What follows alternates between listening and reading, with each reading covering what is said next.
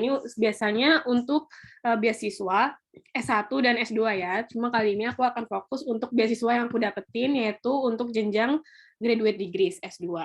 Sebelumnya perkenalkan, nama aku Arcita Nur Fitrian. Saat ini baru saja lulus dari Kaiday School of Public Policy and Management, jurusan Master of Development Policy. Nah, saat ini kebetulan akan mulai bekerja menjadi staf di bagian education di UNESCO Asia Pacific Center of Education and International Understanding di Seoul, South Korea. Nah, sebelumnya dia menempuh pendidikan di HI UGM pada tahun 2014 sampai 2017. Tuh, oke. Lanjut ya untuk perkenalan beasiswanya. Oke. Nah, Global Korea Scholarship ini waktu aku apply tahun 2019. Nah, sebenarnya Global Korea Scholarship itu dibuka pada bulan Februari untuk jenjang graduate degrees. Nah, jadi setiap bulan Februari kalian bisa cek apakah aplikasinya sudah dibuka untuk graduate degrees. Nah, itu biasanya akhir-akhir bulan Februari ya, gitu. Nah, terus sebenarnya graduate degrees ini nggak cuma untuk S2 doang, tapi itu termasuk juga PhD. Jadi nama GKS Graduate Degrees itu termasuk Master and Doctoral Program. Nah, jadi GKS ini ada 2 jalur. Yang pertama kita bisa lihat di sini adalah Embassy Track. Yang kedua itu ada University Track. Nah, masing-masing jalur ini mereka punya kuota untuk masing-masing negara. Nah, karena ini diberikan kepada banyak negara di dunia, kayak bahkan negara-negara maju pun diberikan oleh pemerintah Korea. Nah, di sini Indonesia sendiri untuk tahun 2019 itu kuota untuk embassy track-nya itu ada 12 ini.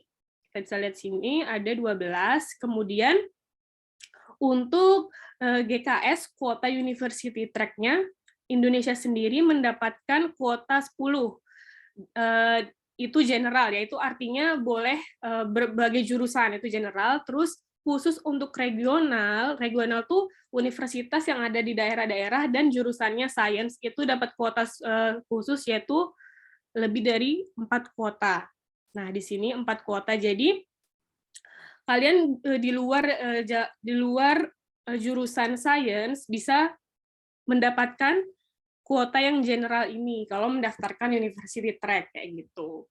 Nah, untuk itu jika digabung kuota embassy track sama university track, jadi total untuk GKS Graduate Degrees pada 2019 itu Indonesia itu kedapatan 24 orang dari perwakilan Indonesia digabung dari embassy track sama university track. Itu hanya 24 orang tahun 2019.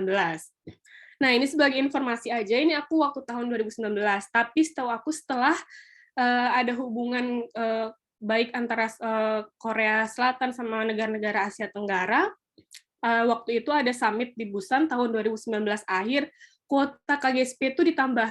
Ini dulu namanya KGSP ya, tapi sekarang namanya GKS. Kuotanya itu ditambah jadi banyak banget sekarang. Kalau nggak salah tahun lalu itu University Track tuh sampai 67 untuk Indonesia sendiri gitu. Dan mohon untuk dicek lagi karena kemungkinan nanti tahun depan tahun 2023 mungkin bulan Februari akan dibuka lagi, itu kuotanya akan semakin banyak gitu. Oke, ini sekilas tentang kuota GKS dan perkenalan tentang GKS. Sekarang kita lanjut tentang universitas yang boleh di-apply lewat jalur GKS.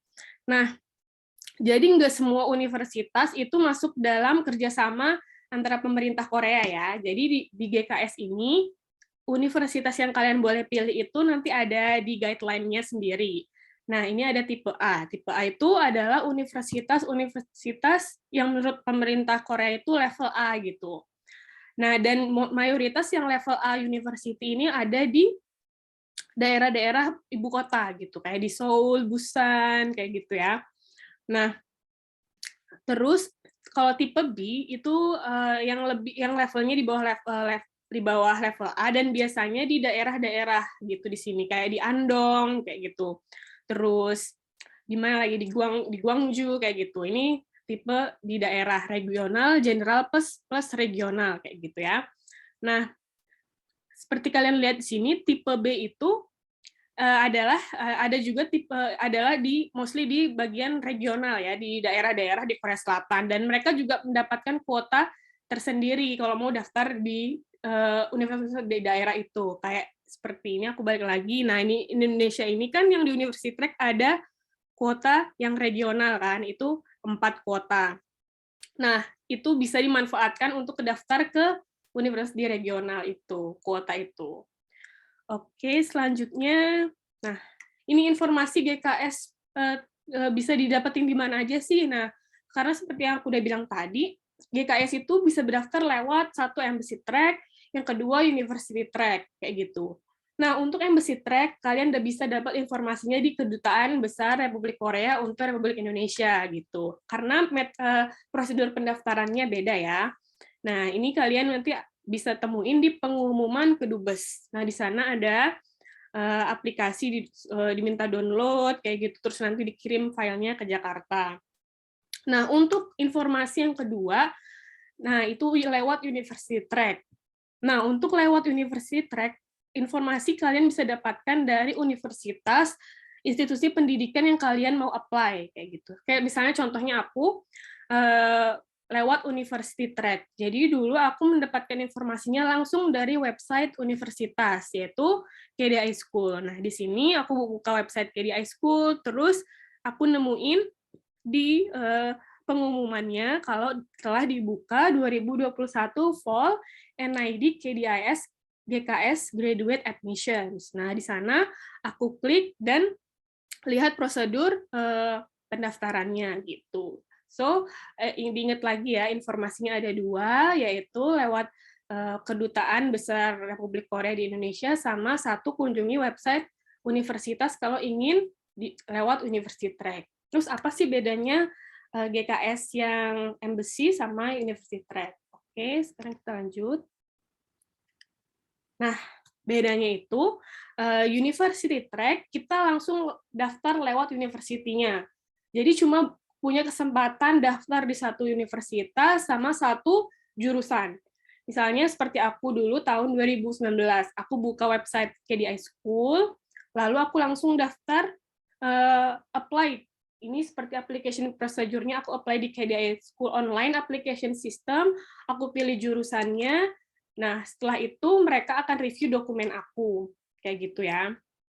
Nah, kalau Embassy Track itu beda lagi. Di Embassy Track itu kalian ikutin prosedur yang ada di halamannya Kedutaan Korea di Indonesia. Nah, kalian harus ngumpulin dokumen, terus habis itu kirim ke Kedutaan Besar Korea di Indonesia, kayak gitu. Nah, jadi kalau di Embassy Track ini bedanya kalian bisa pilih 3 universitas, tapi jurusannya harus sama semua ya. Satu jurusan, terus pilih ke 3 universitas, kayak gitu. Oke, selanjutnya. Oke, ini kualifikasi sama dokumen yang diperlukan. Kalau kualifikasinya sih standar aja ya. Jadi kalau misalnya kalian udah lulus S1 itu kalian bisa daftar, atau kalian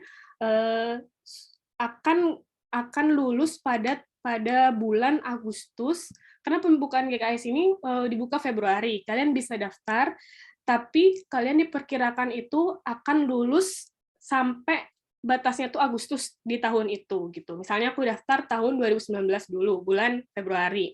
Tapi aku belum lulus. Tapi aku bakal sidang misal skripsi, bakal lulus sebelum Agustus, bakal dapat sertifikat bachelor degree sebelum Agustus itu aku bisa daftar, kayak gitu. Nah, itu terus grades-nya ini ya, kalau skala 4, seperti di UGM itu minimal 2,64, itu bisa daftar GKS, kayak gitu. Nah, ini dokumen-dokumen yang diperlukan untuk mendaftar beasiswa GKS. Ada standar ya, nanti kalian bisa nemuin ini di guideline-nya, kayak applicant form, seperti personal statement, statement of purpose. Mereka punya, kita kalau buat personal statement itu mereka ada ininya ya, ada formatnya sendiri. Jadi tinggal ikutin gitu. Dan jangan lupa juga kita harus ngirim letter of recommendation.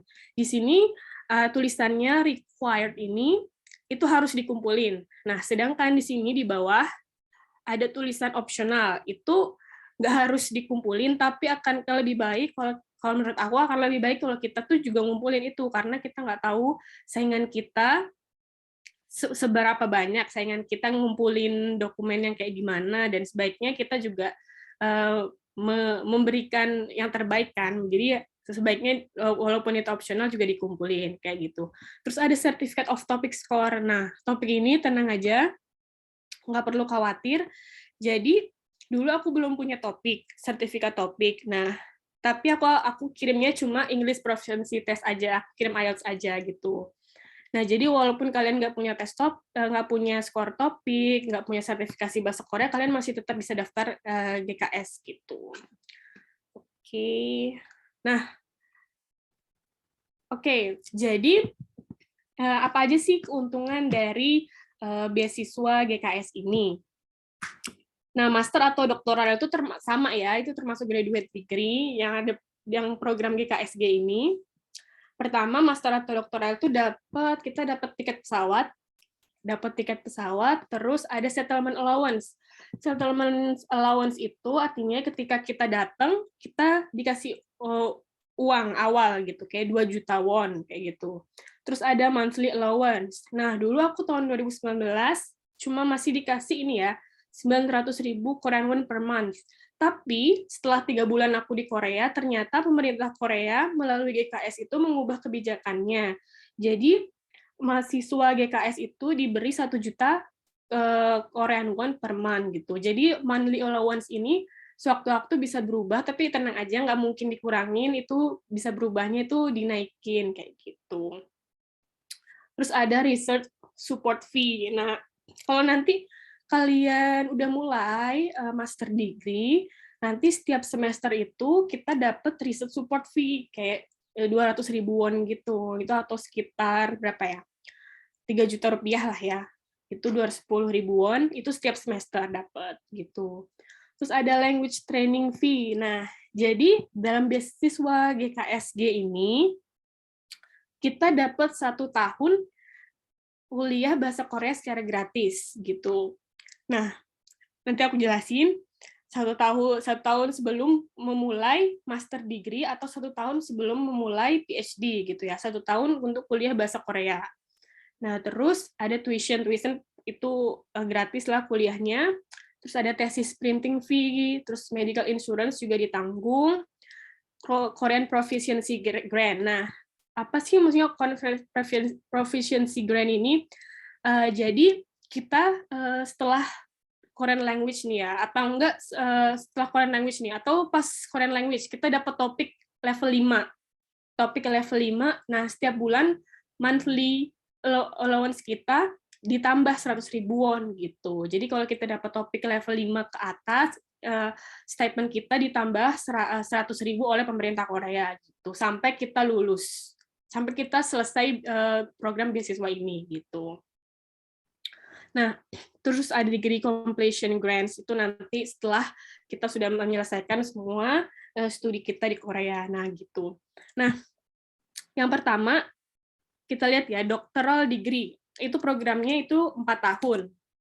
1 tahun untuk kuliah bahasa Korea, 3 tahun untuk kuliah PhD, gitu. Ini kuliah bahasa Korea itu 1 tahun harus wajib ya, kecuali waktu kita daftar GKS kita udah punya topik 5.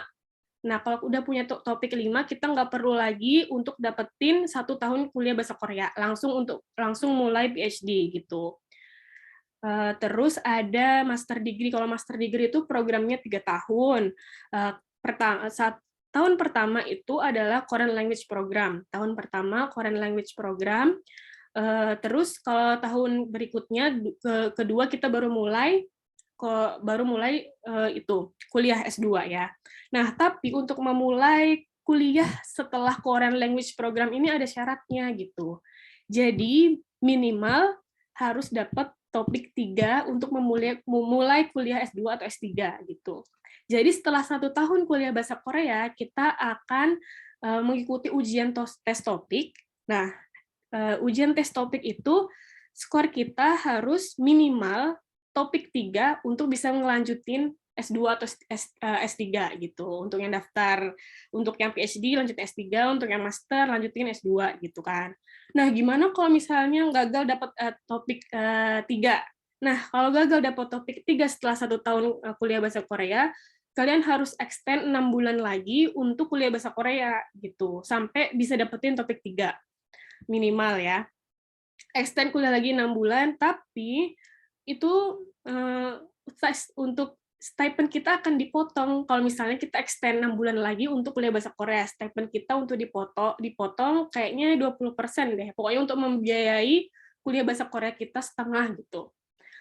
Kalau dalam waktu 6 bulan, 1,5 tahun Korean language sekolah bahasa Korea 1,5 tahun tidak bisa juga dapetin topik level 3, kalian itu mohon maaf sekali, itu akan dipulangin oleh pemerintah Korea. Jadi tidak akan mendapatkan program selanjutnya untuk master atau doktor kayak gitu. Jadi untuk beasiswa KGSP ini harus pikir baik-baik. Kalau kalian siap untuk belajar bahasa Korea, kalian recommended untuk daftar. Kalau kalian nggak siap untuk belajar bahasanya,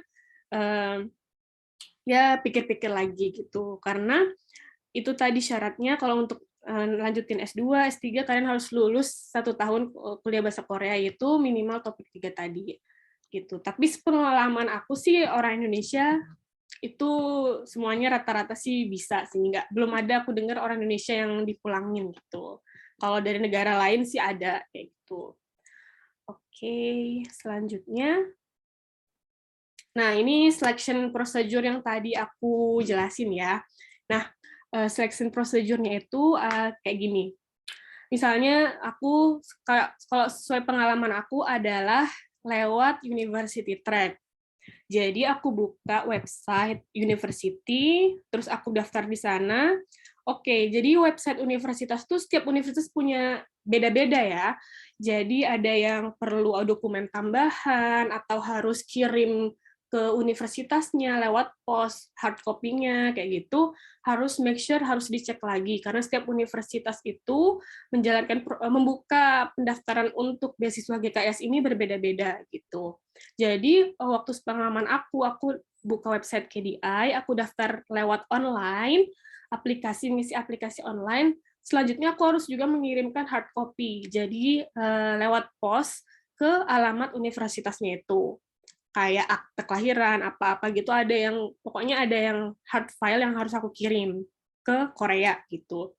Setelah untuk University Track, setelah dokumen review oleh university, mereka akan melakukan wawancara. Nah, jadi waktu itu aku diwawancara secara online oleh universitasnya, diwawancara secara online. Nah, jika aku sudah dinyatakan lulus oleh universitas, itu belum lulus beasiswa KGSP ya. Nah, dokumen aku diberikan ke second round ini. NID itu penyelenggara KGSP. Jadi dokumen aku dikasih ke NID. Nah, di NID itu aku menjalankan second round selection gitu. Nah, jika di NID ini lolos, maka aku akan dapetin beasiswa GKS dan tahap selanjutnya adalah medical examination kayak gitu. Tapi jika kalian kirim dokumen ke universitas, terus universitas menyatakan kalian lolos, terus dokumennya dikirim ke NID, tapi NID menyatakan kalian nggak lolos, berarti kalian gagal, tidak bisa mendapatkan beasiswa KGSP gitu. Jadi untuk university track itu cuma dua tahap yaitu pertama lolos di universitas, kedua harus lolos di NID kayak gitu. Dan tentunya medical check up ya habis itu. Terus beda lagi sama embassy track. Nah, kalau embassy track itu seperti yang aku jelasin tadi, kirim dokumen ke embassy Korea di Indonesia. Nah, setelah itu embassy akan memilih siapa yang berhak untuk wawancara, dan wawancaranya biasanya di Jakarta kan. Nah, setelah embassy mengumumkan siapa yang lolos, embassy akan mengirimkan dokumennya ke NID. NID ini penyelenggara NIT ya, penyelenggara KGSP. Nah, di NID itu akan menyeleksi lagi, oh kalau misalnya di NID udah PES, lulus lagi, nah NID ini akan mengirimkan dokumennya ke universitas-universitas yang kalian pilih melalui embassy track itu. Kan boleh pilih 3 universitas kan, jurusannya 1. Nah, jadi kalau embassy track ini ada special round selection lagi ya, jadi third round of selection, kayak gitu. Nah, jadi di antara 3 universitas ini, nanti kalian akan dikontak pribadi oleh 3 universitas ini. Jika kalian lulus 3-3-nya, kalian boleh pilih universitas mana yang kalian ingin belajar di sana, gitu. Itu, oke.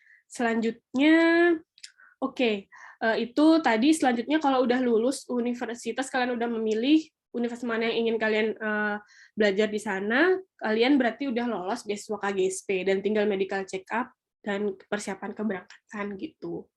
Nah, untuk untuk kan tadi udah aku bilangin kalau misalnya beasiswa KGSP itu 1 tahun belajar bahasa Korea ya. Jadi 1 tahun belajar bahasa Korea ini kalian akan ditempatin di universitas, tidak bisa memilih universitas mana yang kalian ingin belajar bahasa Korea. Jadi murni universitas untuk belajar bahasa Korea ini akan dipilihin oleh NID, dipilihin oleh pemerintah Korea sendiri. Dia akan milih gitu. Tapi biasanya sih kalau misalnya kalian pilih S2-nya di Seoul, itu pasti kalian rata-rata ditempatin untuk kelas bahasa, untuk kelas sekolah bahasa Korea itu di kota lain, misalnya di Daegu atau di Busan, kayak gitu. Ya, tujuannya sih katanya untuk tahu culture Korea itu secara keseluruhan ya gimana, jadi nggak terpusat di Seoul aja, kayak gitu. Kita tahu kota-kota lain di Korea, kayak gitu. Oke, kemudian ada tips and trick. Jadi, tips and trick untuk mendapatkan beasiswa beasiswa KGSP ini atau GKS itu make sure kalian complete all required documents kayak gitu. Pokoknya jangan ada dokumen yang missing karena apalagi yang tadi required tadi ya, karena di sana ada daftar yang required yang kalian harus kumpulin. Jangan sampai ada dokumen yang missing. Terus habis itu kalau kalian apply university track melalui cek juga websitenya, mereka menggunakan bahasa Korea atau bahasa Inggris kalau misalnya kalian S2 di sana gitu. Karena banyak juga yang S2 di Korea itu pakai bahasa Korea kayak gitu. Nggak cuma university track sih, cuma embassy track juga kayak gitu.